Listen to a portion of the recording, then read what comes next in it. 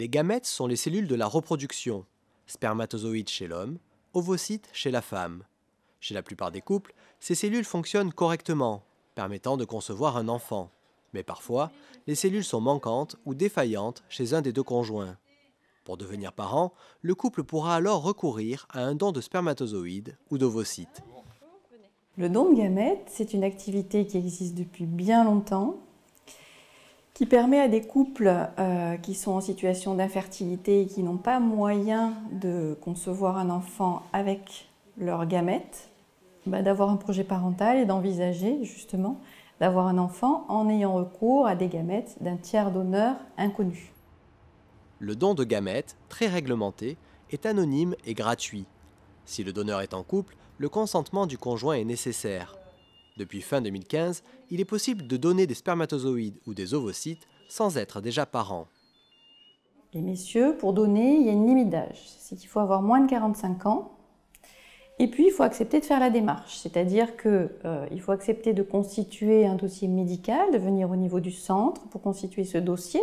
Et puis, pour les messieurs, il faut accepter de venir plusieurs fois pour faire plusieurs recueils de sperme pour qu'on puisse congeler en fait, les spermatozoïdes sous forme de paillettes qui pourront être ultérieurement distribués à des couples en attente. Pour les donneuses, il y a une limite d'âge, elle est de 37 ans. Même chose, on peut faire si on est déjà maman ou même si on n'est pas déjà maman. Et il faut être reçu avec des rendez-vous groupés où on rencontre le même jour la psychologue, la gynécologue, la biologiste pour constituer justement le dossier médical, lancer les bilans sanguins obligatoires. Et une fois qu'on a reçu tous les résultats, il faut qu'on organise des rendez-vous supplémentaires groupés où elles rencontrent notamment l'anesthésiste puisque le fait de donner des ovocytes nécessite de passer par une simulation de l'ovulation et une ponction sous anesthésie au bloc opératoire. Le don d'ovocytes est un investissement physique important. Une sage-femme accompagne donc les donneuses tout le long de leur démarche. Ces personnes ne sont pas des patientes, donc elles font vraiment ça avec leur cœur, avec beaucoup de générosité. D'ailleurs, elles sont souvent donneuses de sang ou donneuses de moelle. C'est des très belles personnes et notre mission à nous, sages-femmes, c'est donc de les accompagner pendant la durée de leur prise en charge. C'est une prise en charge qui dure environ une douzaine de jours. Il s'agit d'injections quotidiennes qu'elles réalisent à leur domicile. Et donc nous, on est là pour, tout au long de leur parcours, elles peuvent nous joindre à n'importe quel moment. Et notre mission est de savoir les rassurer et les accompagner tout au long de ce parcours d'une douzaine de jours. Le stylo revient à zéro. Une consultation psychologique est apportée au donneur pour s'assurer d'un équilibre mental sain. La psychologue accompagne également le couple de receveurs.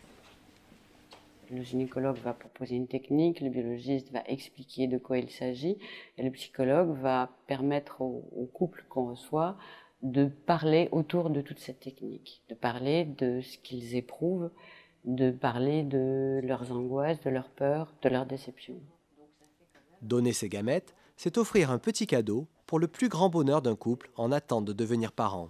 Ça répond à des demandes de couples en attente qui souhaitent un enfant, qui ont un projet parental qui est construit et qui, s'ils arrivent à bénéficier donc de gamètes de donneurs, vont avoir l'accomplissement de leur projet.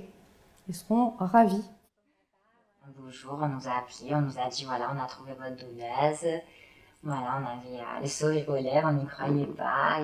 Et voilà, et après ça s'est enchaîné. L'embryon a été fécondé in vitro en laboratoire et voilà, j'ai été inséminée. Et ça a marché du premier coup. Quand j'en parle à mon enfant, je peux dire que j'ai autant participé que le papa et aussi la donneuse d'ovules. Je dis voilà, grâce à la Madame Petite Fée qui a donné les graines à maman, grâce à papa et grâce à maman qui t'a porté dans son ventre, tu es là. C'est un petit miracle.